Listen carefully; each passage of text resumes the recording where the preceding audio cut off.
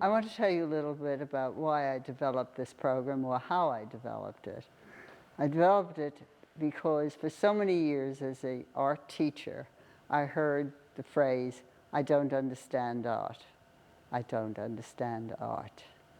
And I thought people were telling me that so I shouldn't have high expectations for their performance. And that wasn't the case. They really meant it. They really believed that they were artistically illiterate.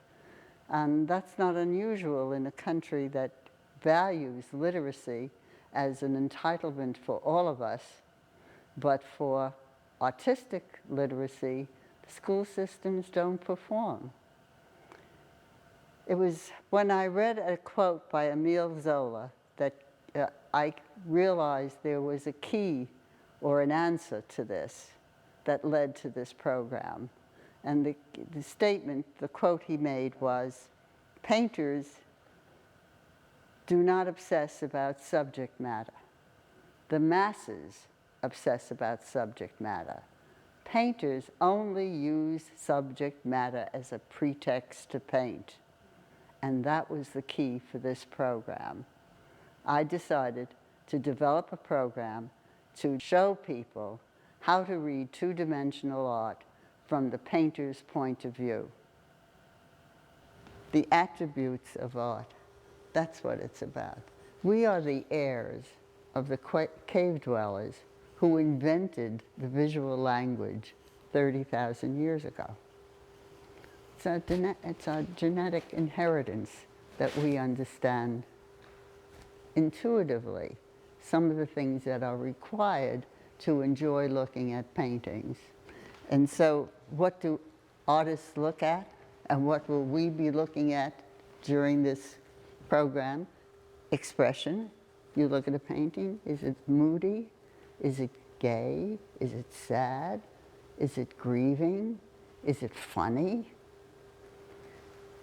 Composition. Does it hold together? Painters talk to each other and to the world and say, it doesn't work. What they're talking about is that the composition's not holding together.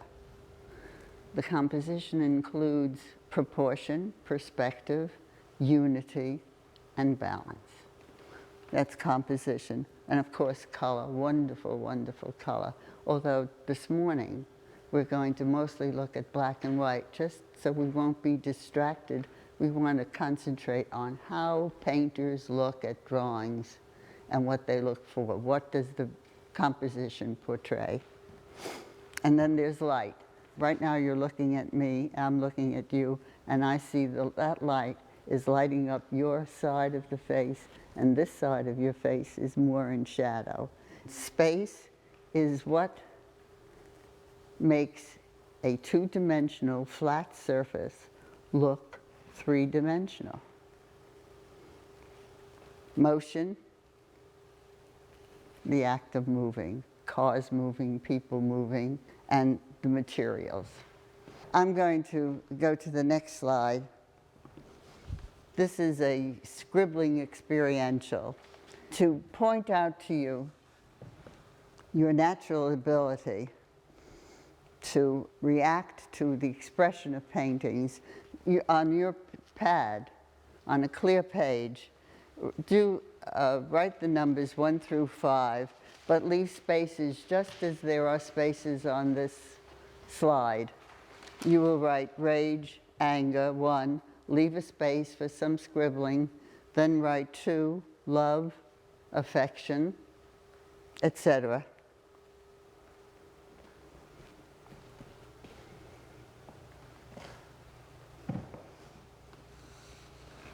Starting with number 1, anger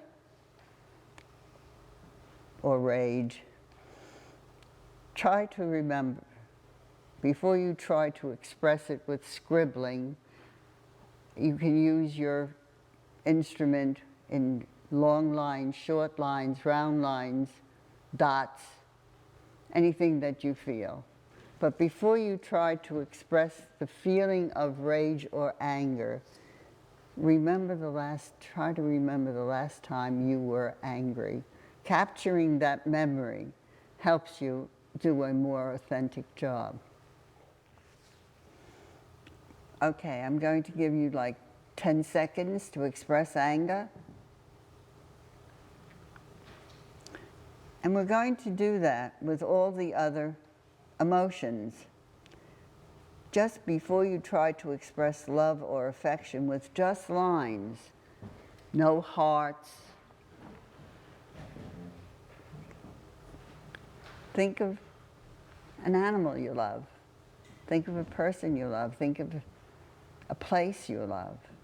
And just let your hand lead the way. Let your hand dance with the pencil.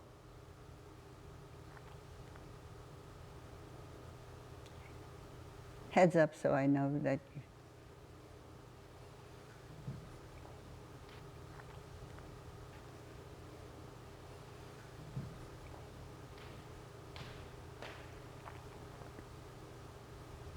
Contentment, peacefulness.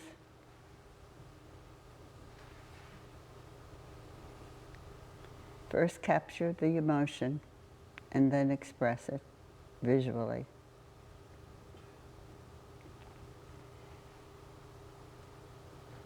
And the same with number 5.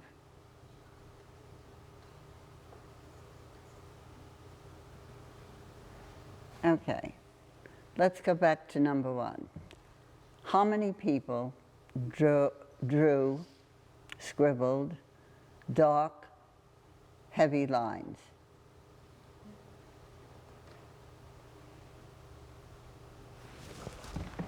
We usually have a hard amount. Okay. That's like almost everybody. How many for love and affection did what round lines? How many did not? Swirling lines? It's 100%. Isn't that remarkable?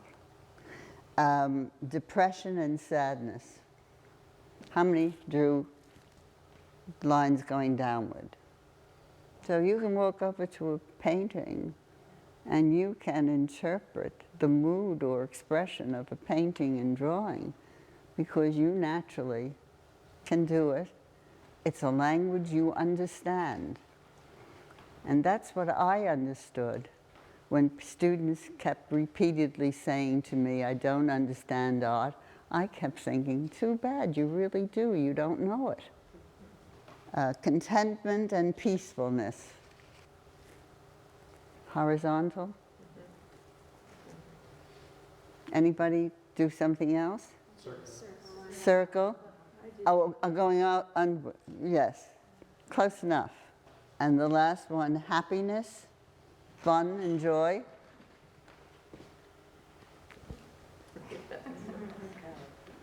I think it's quite obvious what I'm trying to say here is, hang in. You really know a lot more than you think you do, and you're going to know a lot more as we go along.